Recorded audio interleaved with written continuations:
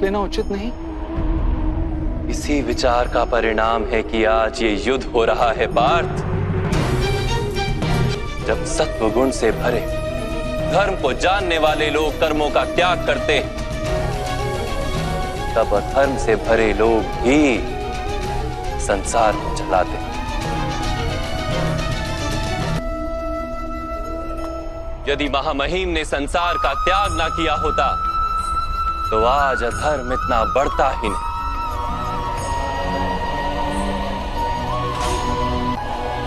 और तुम्हारे पिता ने यदि संन्यास ना लिया होता तो आज भ्राता युधिष्ठिर सुख से राज कर रहे होते।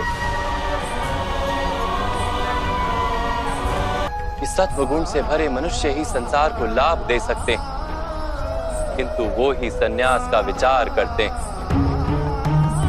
जैसे जल तो भाप बनकर उड़ जाता है और कीचड़ वहीं पड़ा रहता है, वैसे सत्वगुणी सज्जन लोग तो संसार का त्याग कर देते और तमस से भरे अधर्मी लोग संसार में कार्य करते हैं। इसी कारण से संसार में पाप और अधर्म बढ़ता है, सारे संसार का रक्षण करता है। कर्मयोगी फल की आशा का त्याग करता है, किंतु कर्मों का त्याग नहीं करता। वो इसी संसार में रहता है, सन्यासी की भांति सारे कार्य करता है, किंतु उनमें लिप्त नहीं होता। कर्मयोगी अपनी संतानों से, स्वजनों से, अपनी प्रजा से कोई अपेक्षा या आशा नहीं रखता। स्वयं उसे संन्यास का लाभ होता है, किंतु समाज को संसारी की भांति लाभ देता है। अपनी संतान से सुख की अपेक्षा कैसे न रखे? मनुष्य अपनी संतानों के लिए जो भी करता है वो व्यापार है या प्रेम पार? प्रेम माधव। तो फिर अपने कार्यों के प्रति फल की इच्छा क्यों पार? जो मनुष्य अपनी संतानों का चरित्र निर्माण उचित रूप से करता है, संतानों को प्रेम और धर्म के संस्कार देता है, उसकी संतानें भी मनुष्य को प्रेम और सुरक्षा अवश्य देती। यदि गहन विचार करोगे पार्थ, तो शीघ्र ही ये जान लोगे कि जीवन में ऐसा कोई कार्य नहीं है जिसके साथ आशाएं और अपेक्षाएं जोड़ना अनिवार्य हो। जब सृष्टि ही परमात्मा है और मनुष्य स्वयं परमात्मा का अंश है, तो सारे कार्य परमात्मा ही करते हैं। मनुष्य स्वयं कुछ नहीं करता। यही कर्मयोग का मूल सिद्धांत है पार्थ। तुम्हें भी कर्मयोगी बनकर ये युद्ध करना आवश्यक है पार्थ। कुछ प्राप्त करने की इच्छा और कुछ प्राप्त किए हुए का रक्षण करने का विचार त्याग दो पार्थ, और अपनी आत्मा को स्वतंत्र कर।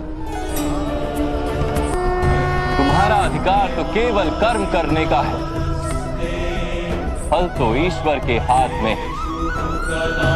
इसलिए ना कर्म से भागना उचित है और ना ही कर्म के फल की आशा रखना उचित है।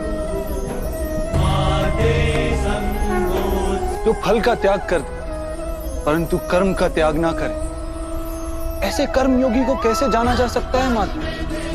विस्या विनिवर्तन्ते निरहारस्य देहिनः रसवर्जम रसोप्यस्य परम दृष्ट्वा निवर्तते।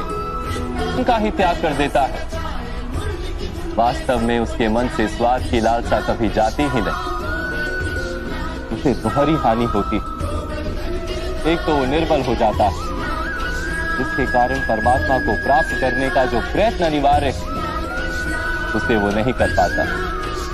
और दूसरा, सदा ही उसका मन स्वाद की लालसा से भरा रहता है।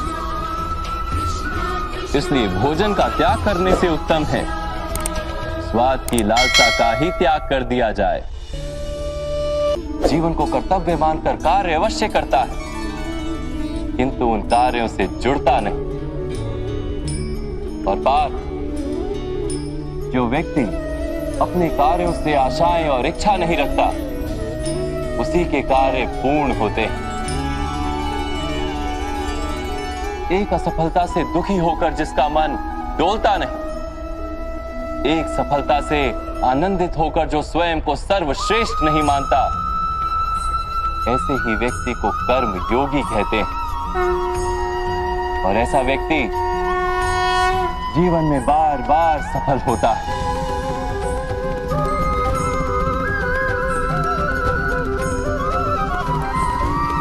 ध्यायतो विषयान पुंसः संगस्तेषु पजायते संगात संजायते काम। फल की आशा से कामना प्रकट होती है और कामना का तो स्वभाव है असंतुष्ट रहना।